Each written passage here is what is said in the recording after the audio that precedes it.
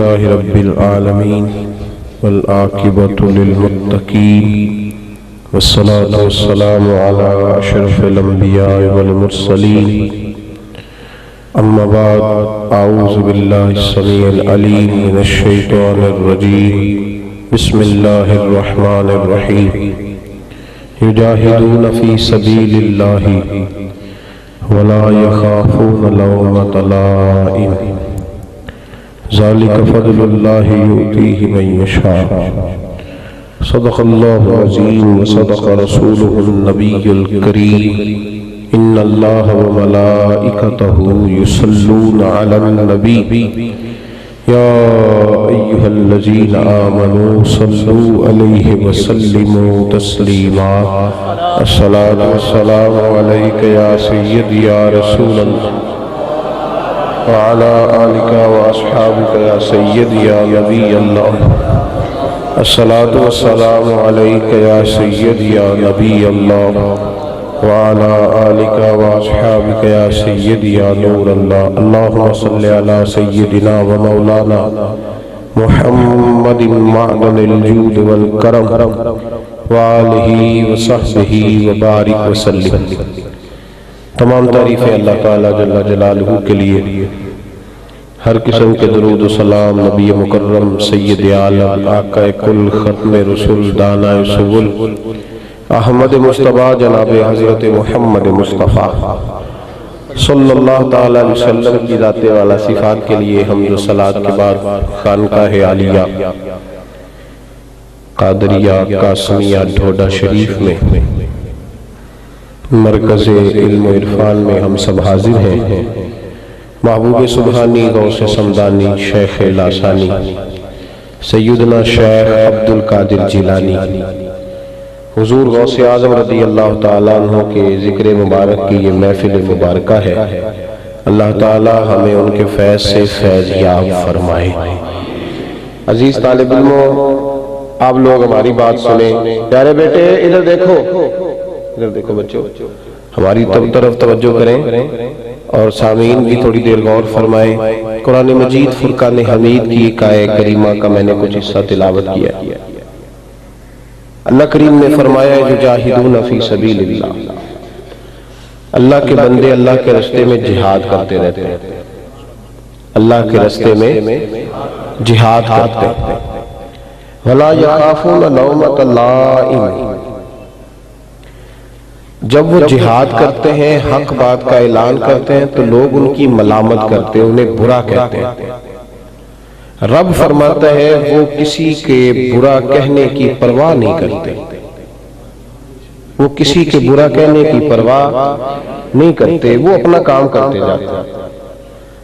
اور یہ فضیلت ہے بہت بڑی۔ فرمایا ذالک فضل اللہ، یہ تو اللہ کا فضل ہے، یہ ان پر اللہ کا۔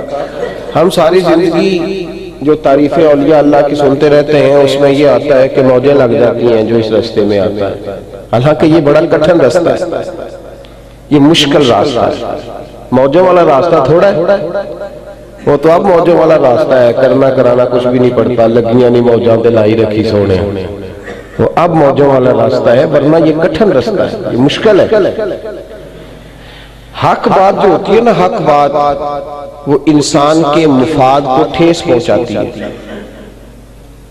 اس زمانے میں لوگوں کی زندگی مداری گروں کی زندگی ہے، معاذ اللہ الا ماشاءاللہ۔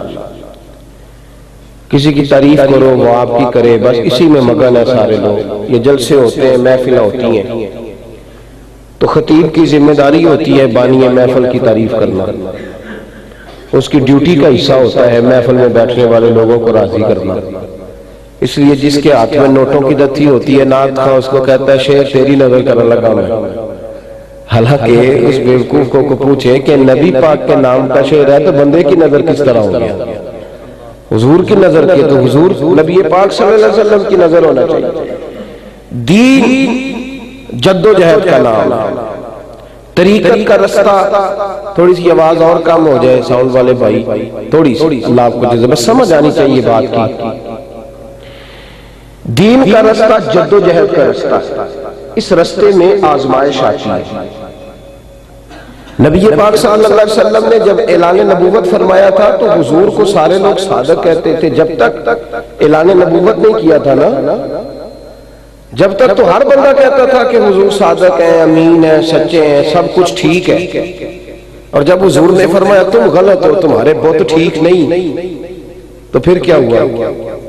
پھر کسی نے جادوگر کہا معاذ اللہ، کسی نے ساحر کہا۔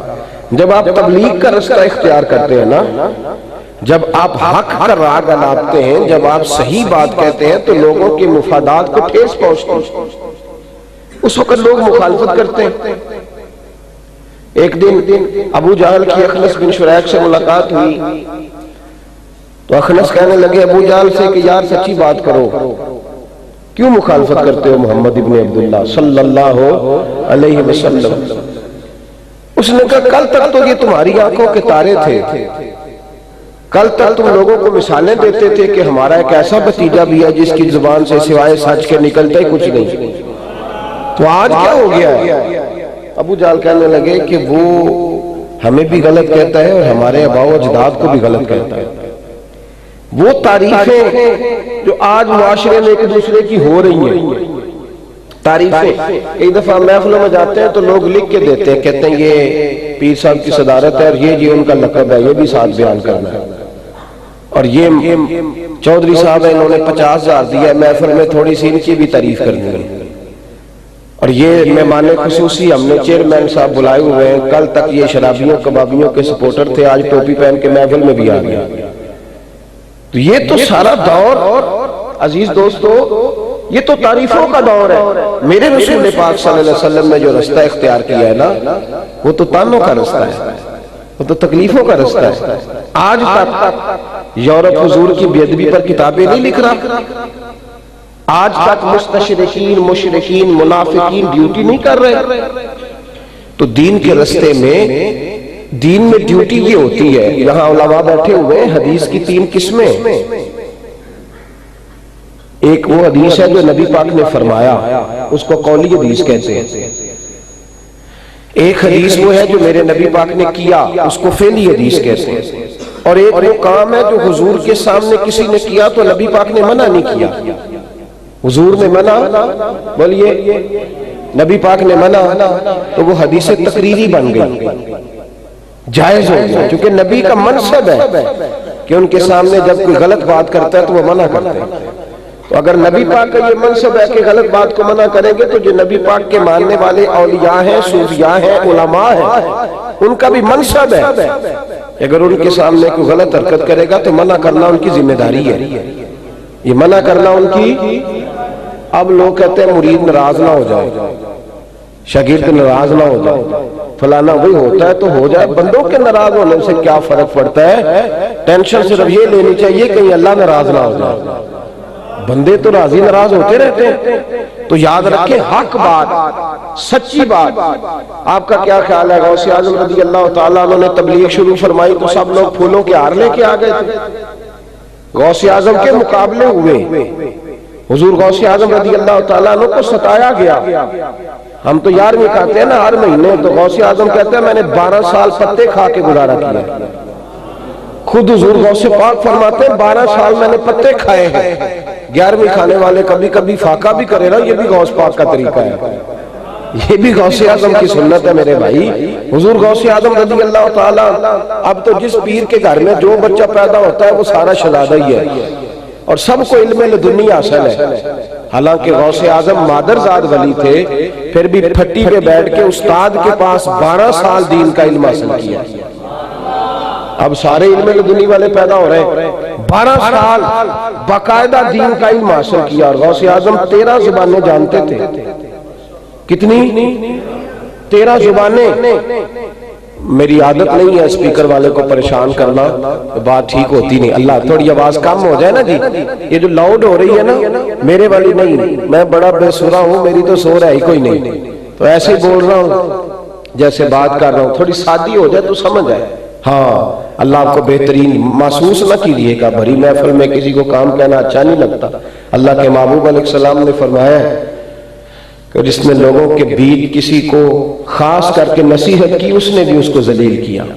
تو یہ مناسب تو نہیں پر مجبوری تھی، عرض کر دیا اللہ آپ کو جزائے خیر عطا فرمائے۔ تو حضور غوث پاک رضی اللہ تعالیٰ عنہ 13 علوم جانتے تھے، اور میں کہتا ہوں کہ غوث اعظم نے اس طرح دین کا کام کیا جس طرح مزدور کام کرتے ہیں، مزدوروں کی طرح۔ ان کی زندگی کو آپ پڑھیں، 50 کے قریب کتابیں ہیں حضور غوث اعظم کی، اور جان جوکھوں میں ڈالنے کا کام ہے کتاب لکھنا۔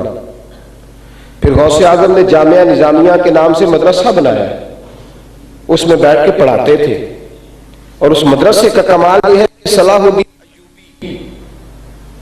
جب فلسطین میں جہاد کر رہے تھے تو کہہ رہے تھے میرا کوئی نہیں مقابلہ کر سکتا، صلاح الدین آپ کے اندر کیا کمال ہے؟ تو فرماتے تھے میں غوث اعظم کے مدرسے کا طالب علم ہوں، میں عبد القادر جیلانی کے مدرسے کا طالب علم ہوں۔ 70,000 فوج تھی ان کے ساتھ، اور سارے کے سارے لوگ حضور غوث اعظم کے سلسلے میں مرید تھے سارے۔ فرمایا میرا کوئی مقابلہ کر سکتا؟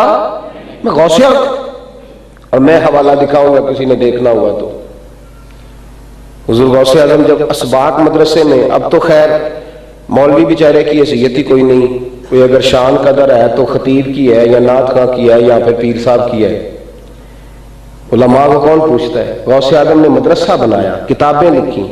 غوث اعظم جمعے کا خطبہ دیتے تھے، غوث اعظم فجر کی نماز کے بعد فقہ کا درس دیتے تھے، زور کے بعد تفسیر پڑھاتے تھے، مغرب کے بعد لوگوں کو غوث اعظم حدیث پاک کے اسباق پڑھایا کرتے تھے، اور عشاء کے بعد حضور غوث اعظم بغداد کی بہت بڑی عیدگاہ کے اندر بیٹھتے تھے اور واعظ و نصیحت فرمایا کرتے تھے، واعظ و نصیحت، تقریر۔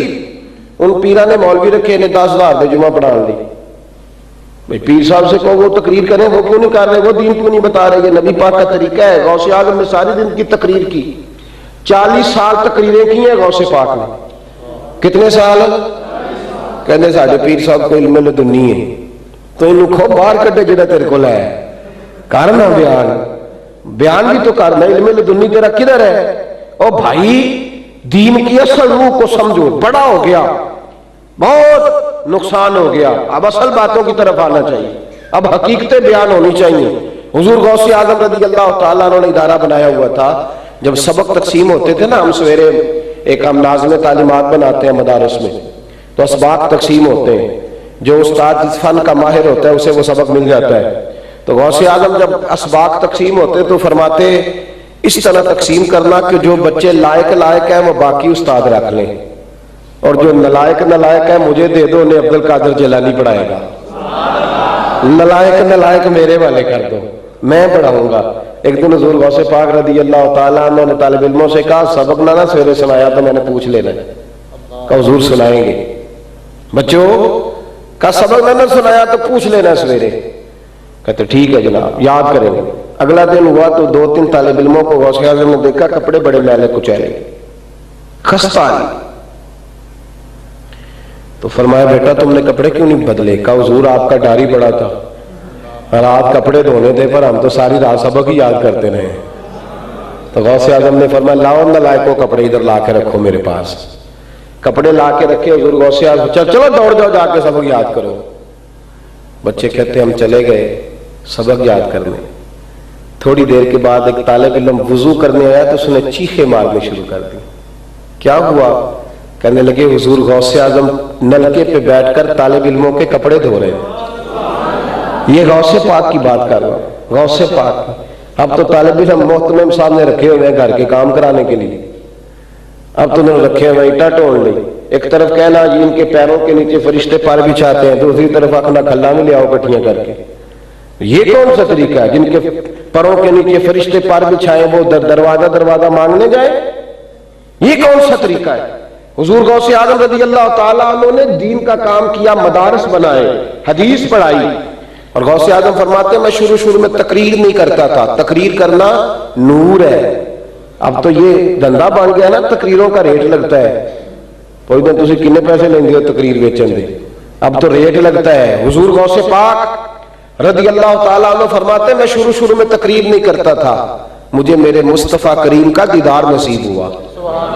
نبی پاک نے فرمایا بولا کر، تیری زبان کے فیض سے اللہ کئیوں کو ہدایت عطا فرمائے گا، بات کیا کر۔ تو غوث اعظم فرماتے میں نے کہا حضور میں اجمی ہوں، کس طرح لوگوں کے سامنے بات کروں گا؟ یہ تو بڑی فصاحت اور بلاغت چاہیے۔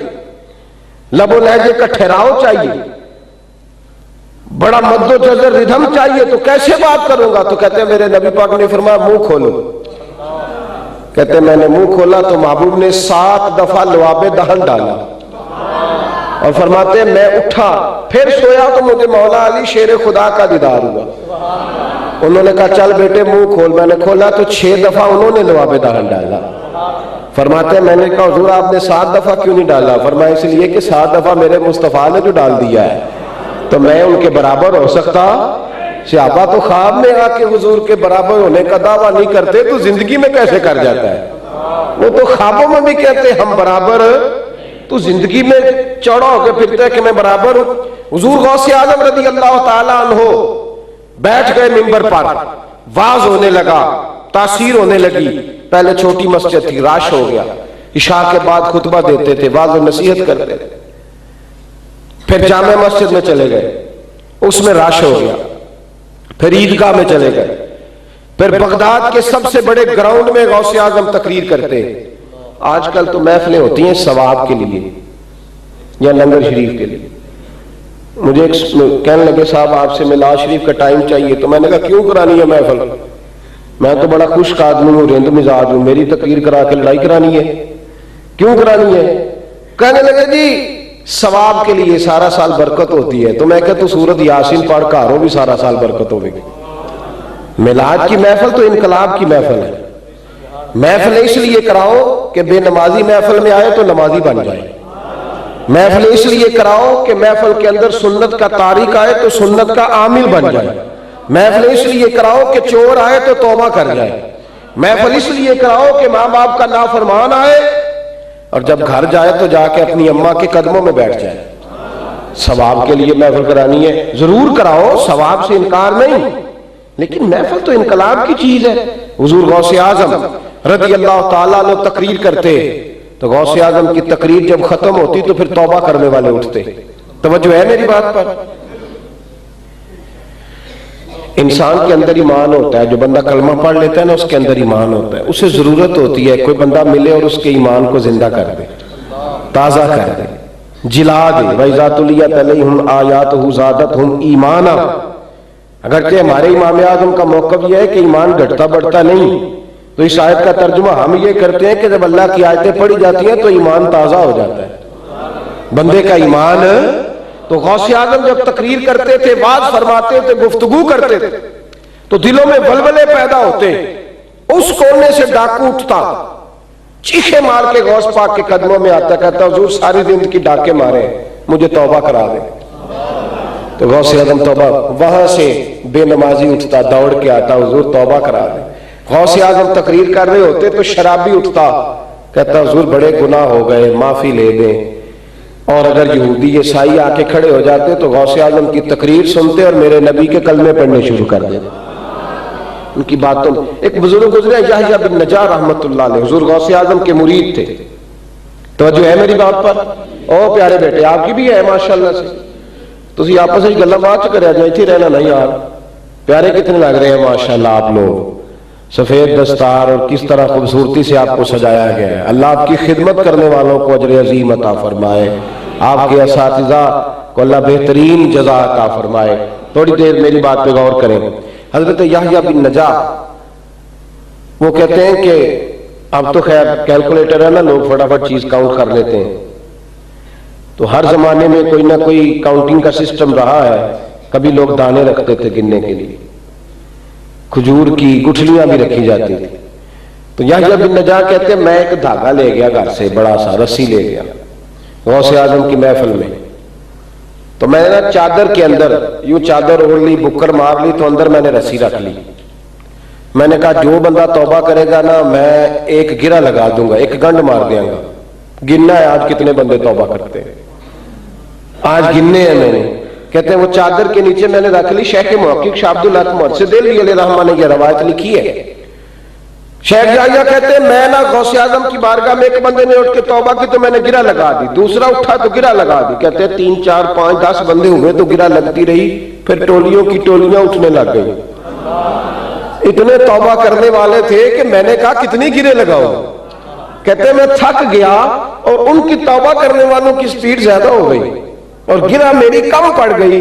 کہتے ہیں جب میں تھک گیا نا اور بحال ہو گیا تو غوث اعظم نے میری طرف دیکھا اور مسکرا کے فرمانے لگے یا میں دلوں کی گرے کھول رہا ہوں تو لگاتا جا رہا ہے, میں گرے کھول رہا ہوں تو لگاتا جا رہا ہے. اور چھوڑ بھائی, فرمایا یہ عبد القادر کی تبلیغ نہیں ہو رہی, یہ میرے رب کی رحمت برس رہی ہے.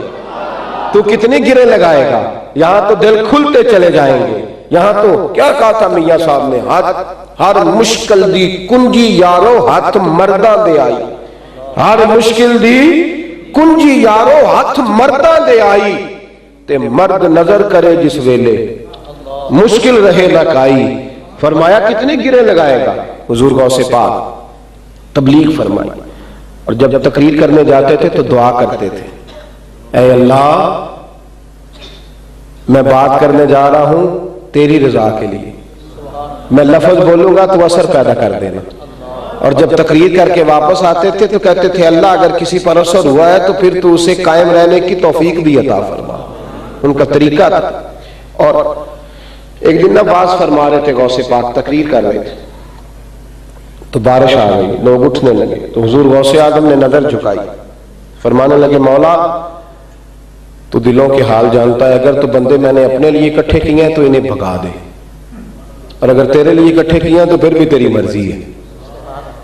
جب دل میں اخلاص ہوتا ہے تو پھر لفظوں میں تاثیر ہوتی ہے, پھر اللہ تعالیٰ مدد فرماتا ہے, پھر دعائیں مقبول ہوتی ہیں.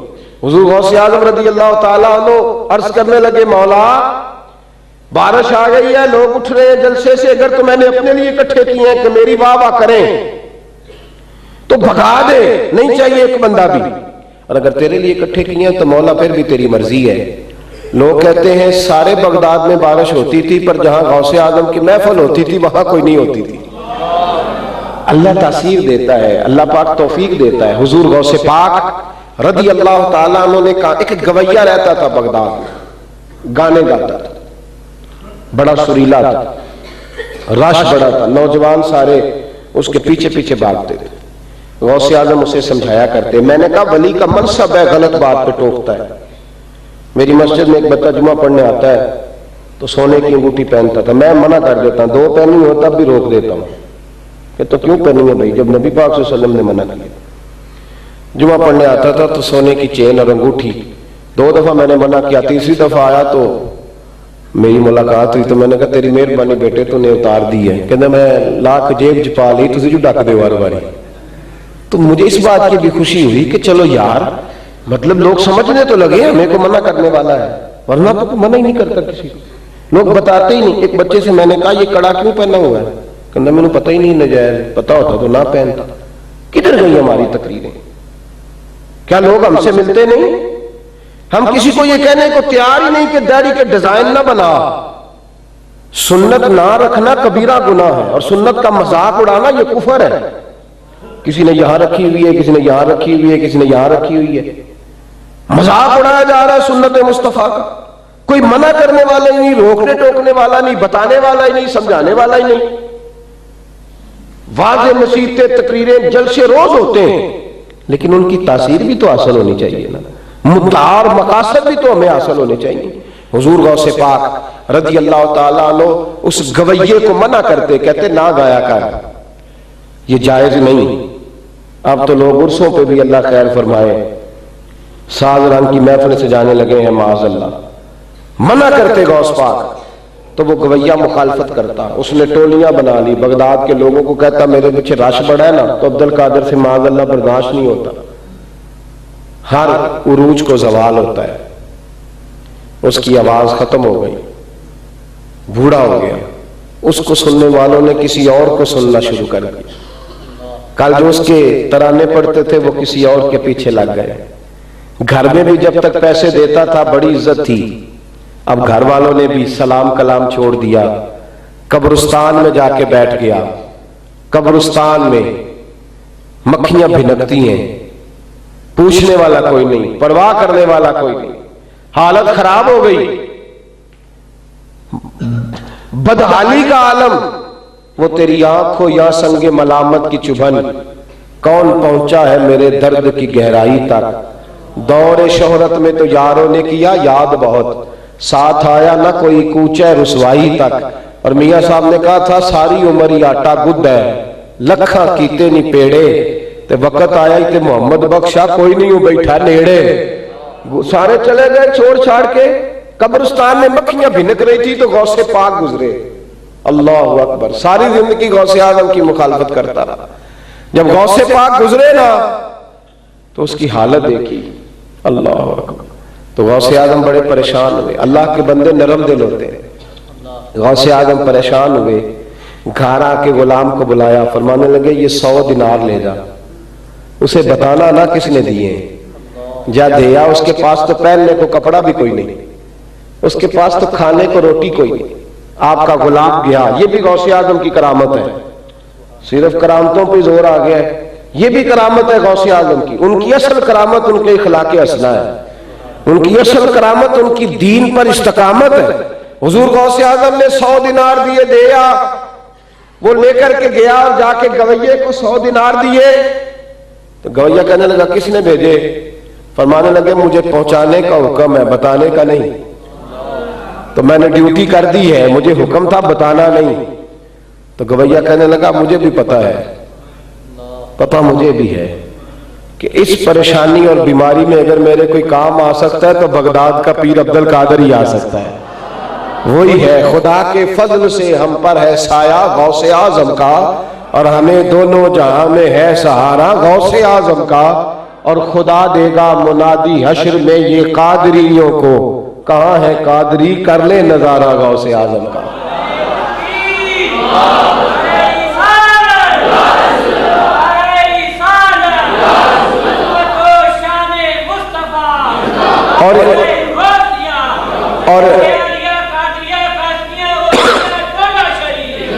اور یہاں قادری سے مراد صرف ان کے سلسلے کے مرید قادری نہیں، ان سے پیار کرنے والا ہر بندہ ہی قادری ہے، ان سے محبت کرنے والا ہر شخص ہی قادری ہے۔ خدا دے گا منادی حشر میں یہ قادریوں کو، کہاں ہے قادری کر لے نظارہ غوث اعظم کا رضی اللہ تعالی عنہ۔ تو کہنے لگا مجھے پتہ ہے کس نے بھیجے، آپ کے ساتھ اٹھا، غلام کے پیچھے پیچھے چل دیا، پیچھے پیچھے، اور غلام کے ساتھ، توجہ کرنا میری بات پر، حضور غوث اعظم بیٹھے تھے، باز فرما رہے تھے، گفتگو کر رہے تھے، تو یوں سامنے کھڑا ہو گیا گویا کہ بڑھاپا، بیماری، تو غوث اعظم نے نظر اٹھائی اور فرمایا فقیر آپ کے کیا کام آ سکتا ہے، کیا کام؟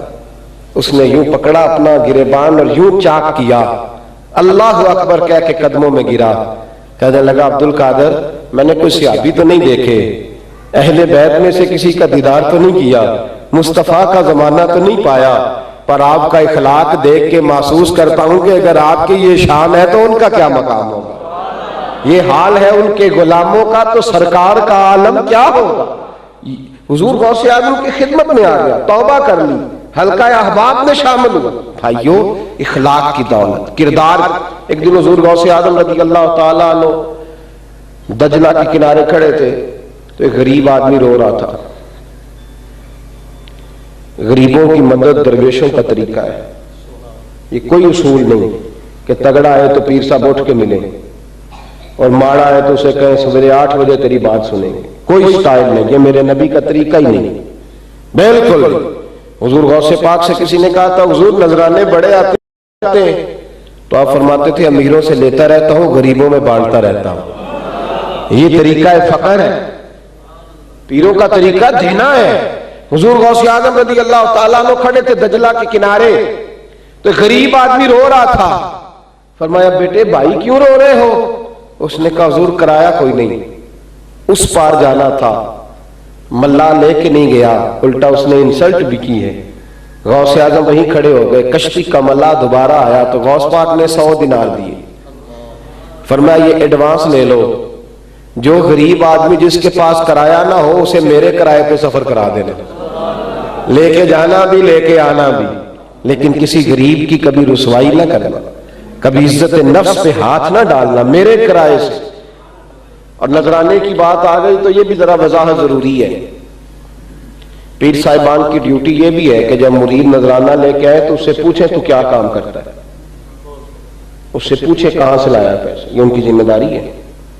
ہم نے اپنے استاد گرامی حضرت مولانا ابو داؤد صاحب رحمۃ اللہ علیہ، ہم نے ان کو دیکھا ہے، کوئی شخص آتا تو نذرانہ لے کے پوچھتے بیلیا کی کم کرنا ہے، 1000 روپیہ لایا، کہتا حضور میں ریڑھی لانا، تے فرمان لگے تو تے 8 دنوں دی کمائی مینوں دے چلے، تے تیرے بچے تے بڑے پریشان ہون گے، تو انج کر ان توڑا کے لیا تے 50 روپیے مینوں دے جا، 950 واپس لے جا، میرا کام چل جائے گا، میرا تو خرچہ ہی کوئی نہیں، تو میں تیرا دل رکھ لیتا ہوں۔ پیروں کی یہ بھی ڈیوٹی ہے کہ ان سے پوچھیں کہ کمائی ٹھیک ہے، کہاں سے لایا ہے، اس لیے کہ لقمہ حرام اندر چلا جائے تو معرفت کی روشنی مدد ہونا شروع ہو جاتی ہے، یہ ان کی ذمہ داری ہے۔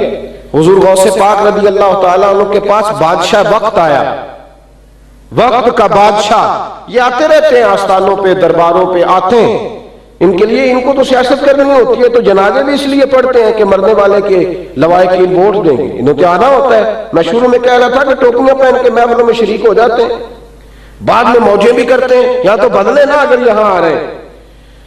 وقت کا بادشاہ آیا تو کہتا میں رستے میں سوچ رہا تھا کہ بابے کو تھوڑا نذرانہ دے آؤں تاکہ میرے حق میں بھی نرم ہو جائے۔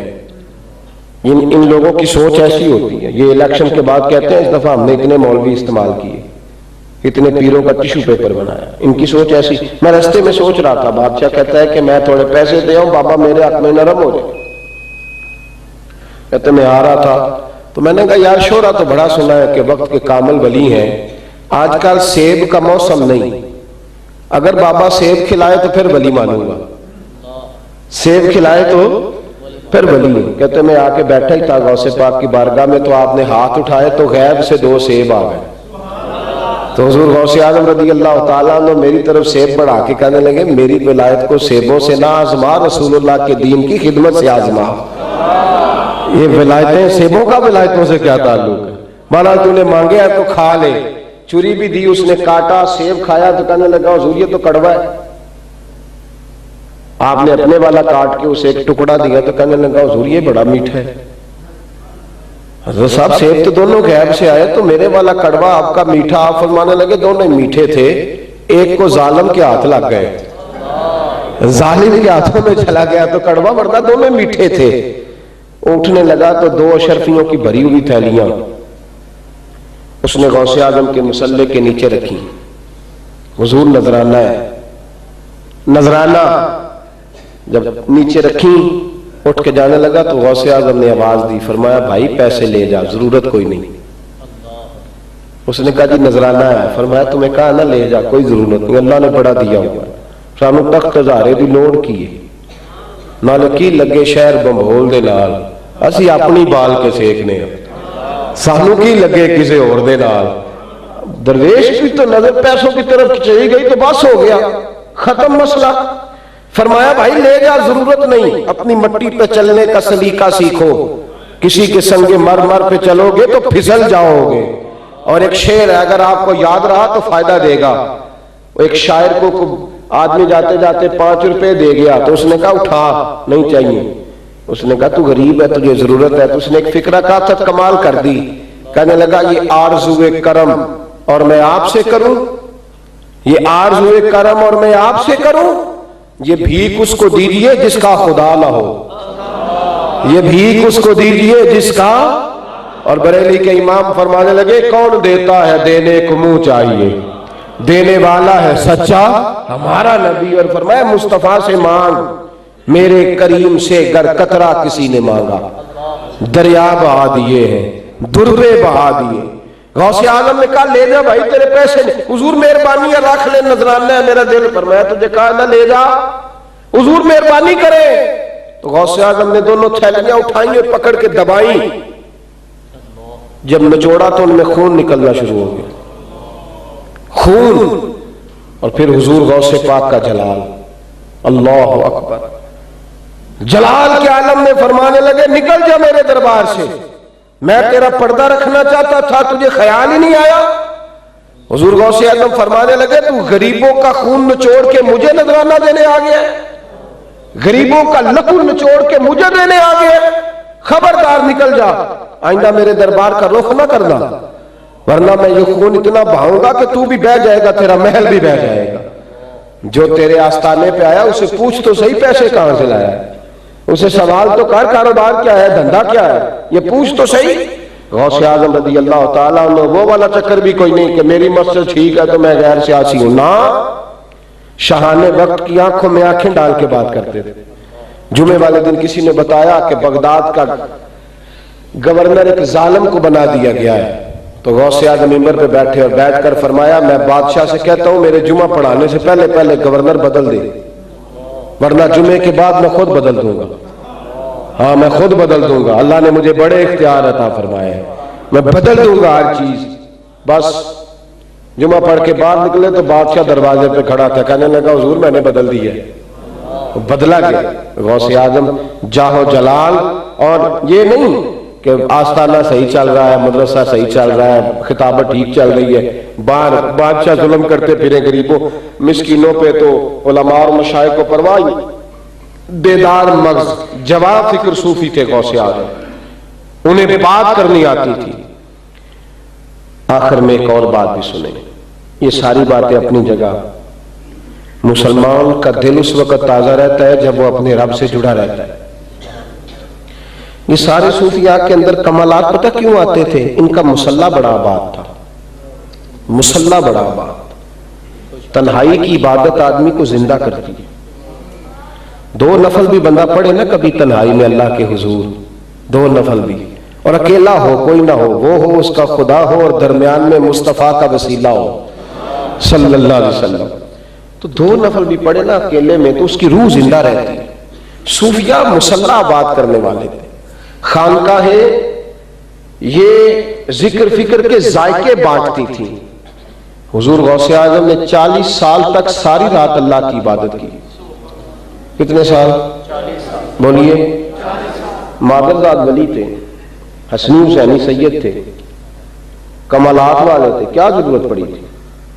یہاں تو لوگ کہتے ہیں کوئی مسئلہ نہیں، میں غوث پاک کا ماننے والا ہوں، جنت تو سامنے نظر آ رہی ہے۔ وہ 40 سال مصلی پہ بیٹھے رہے، یہ کون بات اپنائے؟ اللہ کے ساتھ ان کا رشتہ بڑا مضبوط تھا۔ شیخ سعدی نے لکھا ہے علیہ رحمہ، فرماتے ایک شخص کہتا ہے کہ میں طواف کعبہ کر رہا تھا تو میں نے ایک بوڑھے کو پتھر پہ سر رکھ کے روتے دیکھا، تو بوڑھا کہہ رہا تھا یا اللہ میرے گناہ زیادہ ہیں، اول تو مجھ سے حساب نہ لینا، اور اگر لینا ہوا تو مجھے اندھا کر کے اٹھانا، میں تیرے نیک بندوں کے سامنے شرمندہ نہ ہو جاؤں۔ وہ بزرگ کہتے ہیں میں اس شخص کے قریب گیا کہ تسلی دیتا ہوں، دعا کرتا ہوں، امید دلاتا ہوں۔ میں نے جب جا کے کندھے پہ ہاتھ رکھا اور اس بزرگ نے چہرہ اٹھایا تو میری چیخ نکل گئی، یہ کوئی گناہگار تو نہیں، یہ تو بغداد کے پیر عبد القادر جیلانی ہے۔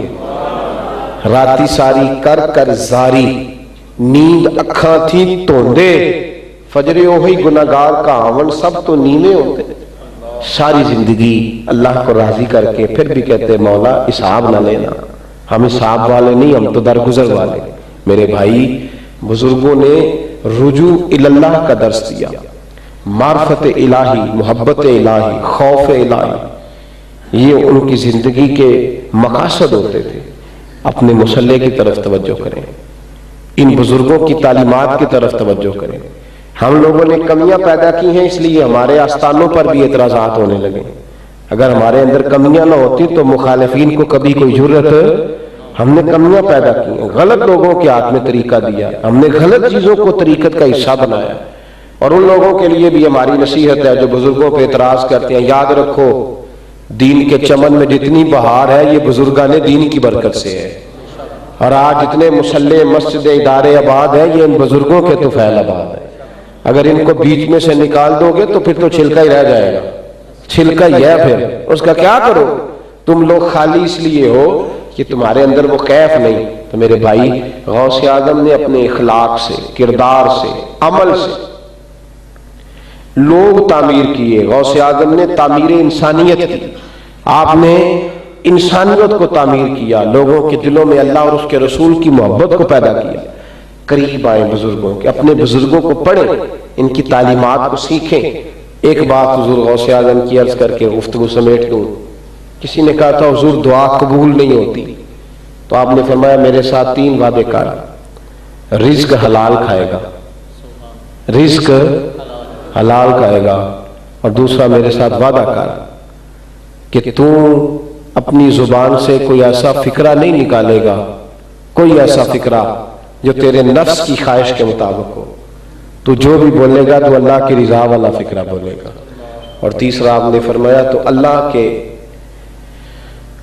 عائد کردہ حقوق کے اندر کوئی کمی نہیں کرے گا کہ 3 کام تو کر اور تجھے ولایت کی سند عبد القادر دیتے ہیں، تو جو بھی کہا کرے گا رب قبول فرما لیا کرے گا. میں بات ختم کرنا چاہ رہا تھا پر بات یاد آ گئی، آپ کی اجازت ہو تو کر دوں ایک بات اور. تھوڑے سے بولے ہیں نا آپ، تو جمہوری ملک ہے. ایک بات عرض کر دوں. لوگ پوچھتے ہیں جی بی بی گئی تھی پیر صاحب کے پاس تو اسے بیٹا ہو گیا، کس طرح؟ تو میں کہتا ہوں بھائی بڑی سادی سی بات ہے، اللہ کے ولیوں کو اللہ کو منانا آتا ہے. اللہ کے ولیوں کو اللہ بندوں پہ مہربان ہے کہ نہیں؟ بولے ہے نا. تو حضور قیامت کے دن کیا کریں گے؟ اللہ کو منائیں گے. حضور اللہ کو بخاری مسلم پڑھے، نبی پاک فرماتے ہیں میں سجدہ کروں گا تو رب کہے گا محبوبہ سار اٹھانا، جیسے تو کہے گا ویسے ہی ہو جائے گا. تو یہ منانا آتا ہے. ایک بی بی غوث اعظم کی بارگاہ میں آئی، اس نے کہا حضور اولاد کوئی نہیں، 13-14 سال گزر گئے شادی کو. ساس کہتی ہے نکال دینا ہے، خامن کہتا ہے میں مجبور ہوں تجھے فارغ کرنے. 13 سال انتظار کیا، میرے لیے دعا کریں حضور میرا گھر اجڑ جائے گا، میرا باپ روتا ہے، میرے بھائی پریشان ہے، مہربانی ہو جائے ایک بیٹا رب مجھے دے دے، میرے آنگن میں بھی کوئی کھیلنے لگا ہے، مہربانی کرے. لوگ مجبور ہو کے آتے ہیں نا درباروں پہ، اور کئی مداری بیٹھے ہیں درباروں پہ جو ان مجبوروں کو لوٹتے ہیں، ان دکھیوں اور پریشان لوگوں پر ظلم ڈھاتے ہیں. کہا حضور میرے پر مہربانی ہو جائے. تو غوث اعظم نے دعا کے لیے ہاتھ اٹھائے، کہا اے اللہ تیری بندی تیرا بندہ سمجھ کے آئی ہے، مہربانی کر اس کے حال پہ. تو آواز آئی عبد القادر اس کے نصیب میں تو اولاد ہے ہی نہیں، ہے ہی نہیں، لکھی نہیں. تو غوث اعظم چیخ مار کے روئے، کہنے لگے مولا مجھے پتہ چل گیا تو عبد القادر کو رسوا کرنا چاہتا ہے، کر دے رسوا. تجھے نہیں پتا تھا یہ میری طرف آ رہی ہے؟ تجھے خبر نہیں تھی کہ میرے اس کے دل میں کس نے ڈالا کہ عبد القادر کے پاس جا؟ چل ٹھیک ہے تو نہ دے. یہ باہر جا کے لوگوں کو کہے گی میں تو غوث پاک کے پاس سے بھی ہوا یوں، میرا کچھ نہیں بنا، کوئی حرج نہیں، اگر تو مجھے رسوا کرنا چاہتا ہے تو میں راضی ہوں. بی بی کہتی میں کانوں سے سن رہی تھی عاطف غیب سے ندائی عبد القادر جتنے بیٹے تو کہے گا اتنے ہی دے دیں گے، اتنے ہی مل جائیں گے. تو غوث اعظم کہنے لگے بی بی جا میں نے اللہ سے وعدہ کر دیا ہے رب کریم کی رحمت کے بھروسے پر کہ اللہ تجھے 7 بیٹے عطا فرمائے گا. اللہ والوں کو منانا آتا تھا، بات سادی سی ہے، میرا جس سے رابطہ مضبوط ہو جائے وہ میری مانیں گا. میں بہت سارے ایسے لوگ ہیں ان کی بات ماننا میری مجبوری ہے. اللہ کو مجبور تو کوئی نہیں کر سکتا، پر ایک قانون اللہ نے بیان کیا کتب علی نفسہ الرحمہ، کچھ چیزیں وہ اپنی رحمت سے خاص فرما لیتا ہے. واللہ یختص برحمتہ من یشاء، کچھ لوگوں کو اپنے کرم سے خاص کر لیتا ہے. تو وہ لوگ جب کوئی بات کہتے ہیں تو اللہ اپنے کرم سے ان کی قبول فرماتا ہے. اس میں رٹے والی کون سی بات ہے کہ پیر دے سکتا ہے کہ نہیں دے سکتا؟ اس میں جھگڑے والی کون سی بات ہے؟ وہ اللہ والے کے پاس جاتے ہیں تو اللہ ان کی بات مانتا ہے. بزرگوں کا طریقہ اپنا ہے، طریقہ آستانے اللہ کے ذکر کے لیے، عبادت کے لیے، ریاضت کے لیے، تبلیغ کے لیے، اشاعت کے لیے، اسی کام کے لیے رکھیں جس کے لیے یہ ہیں. یہ شور شرابے ڈھول ڈھمکے کے لیے نہیں ہے، ان چیزوں سے انہیں محفوظ رکھیں. دعا ہے اللہ اس آستانے کے فیض نور کو 4 دانگ عالم میں عام فرمائے. حضور غوث اعظم کا فیضان ہمارے دلوں پر، زبانوں پر، روحوں پر جاری فرمائے، اور بزرگان دین کی سچی اور کھری غلامی نصیب فرمائے. ہمیشہ مدحت خیر الانام میں گزرے.